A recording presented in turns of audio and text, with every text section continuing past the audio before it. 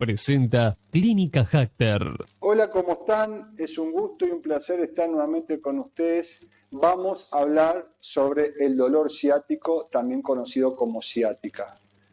Característicamente, el nervio ciático nace de las raíces lumbares bajas L4 y L5 y de las sacras altas, sacra 1, sacra 2, sacra 3.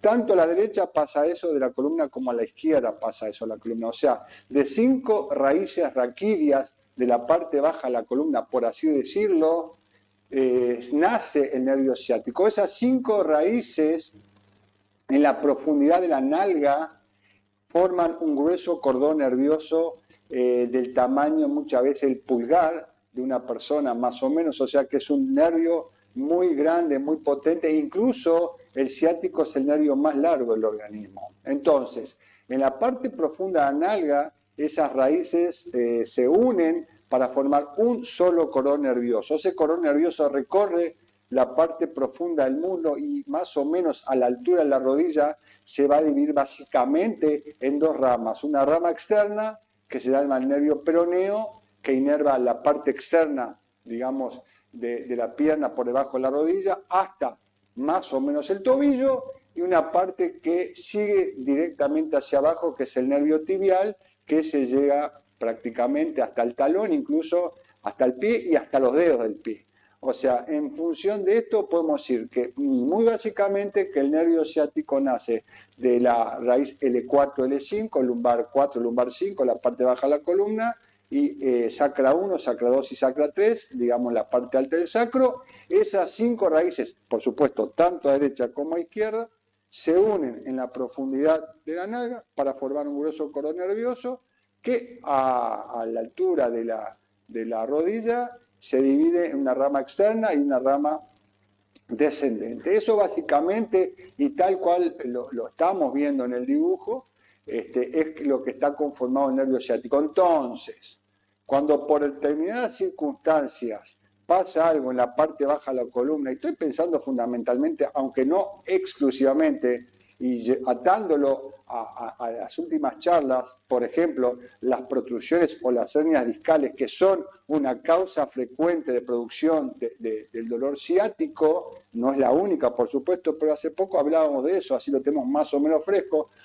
y tomemos ese ejemplo, una protrusión o una hernia discal ubicada en la parte baja de la columna perfectamente puede tocar las raíces ciáticas a ese nivel, y esas raíces van a transmitir el impulso nervioso todo a lo largo de la pierna. Es decir, de repente, un dolor en la pantorrilla, un dolor en los dedos del pie, perfectamente puede estar originado por el nervio ciático a la altura de la parte baja de la columna. Esto es muy interesante, porque cuando el paciente viene y nos dice, doctor, a mí me duele la cintura, me duele la nalga, me duele el muslo, se me corre por la pierna, se me duermen los dedos del pie, ya con contarme solo eso, ya estoy pensando automáticamente en una lumbociática. Por supuesto que después tenemos que diagnosticarlo con exámenes paraclínicos, eso ni que hablar. Pero en la clínica el paciente está hablando de una ciática.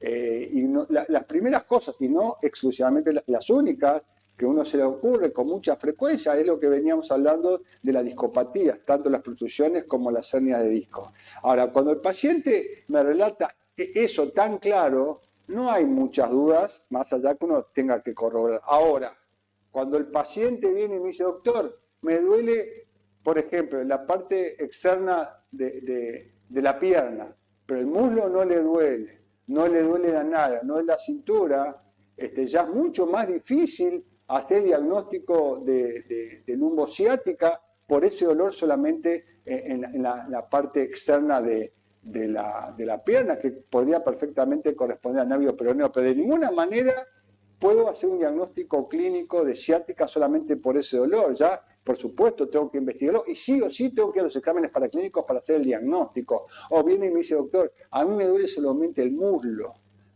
Y le pregunto, ¿y la nalga? No, la nalga. ¿Y la pantorrilla te duele? No, no me duele. ¿Y el pie? No, solamente el muslo. Pasa muchas de esas cosas. ¿Y cuánto? Ahí hace meses, hace años. Y de repente El paciente piensa que es un problema muscular y perfectamente pues también una forma de presentación del ciático por problemas en las raíces raquídeas. Esto es muy interesante y esto es de la práctica diaria. Es decir, por un lado, muchos dolores de la pierna tienen que ver con una ciática, con la lumbociática.